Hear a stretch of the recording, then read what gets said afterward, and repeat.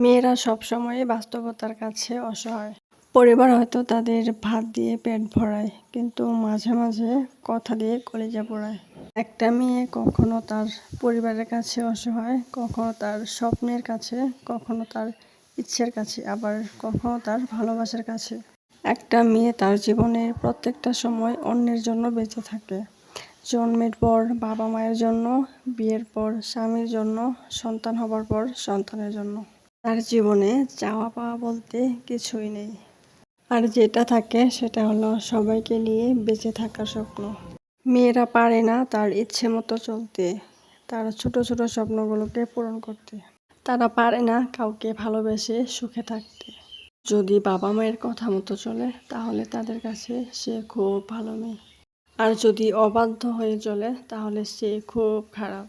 ভালোবাসার মানুষের হাত ধরে চলে গেলে হয়তো ভালোবাসার মানুষটির কাছে খুব প্রিয় হওয়া যায়, কিন্তু তার কাছে না গিয়ে যদি পরিবারের কথা মতো চলে তাহলে সে বেঈমান, স্বার্থপর। শুধুমাত্র একটা মেয়ে জানে এই সমাজে চলতে তাকে কত বাস্তবতার সাথে যুদ্ধ করতে হয়। মেয়ে মানে কিছু করার আগে 1000 বার চিন্তা করা। এই সমাজ কি বলবে। মেয়ে নামক শব্দটির অর্থ এক একজনের কাছে এক এক রকম। কারো কাছে প্রতারক, কারো কাছে বিশ্বাসঘাতক, আবার কারো কাছে স্বার্থপর। আসলে মেয়েরা প্রতারক, স্বার্থপর, বিশ্বাসঘাতক কিছুই না।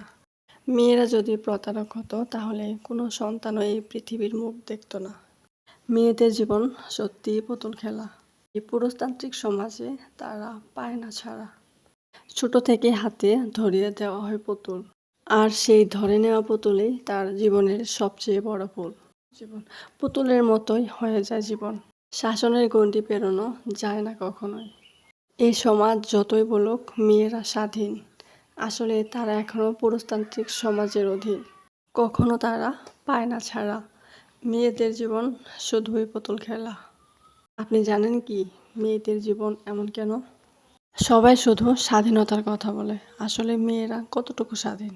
একটা মেয়েকে কখনো জিজ্ঞেস করেছেন কি সে কতটা স্বাধীন? প্রশ্ন করবেনই বা কেন?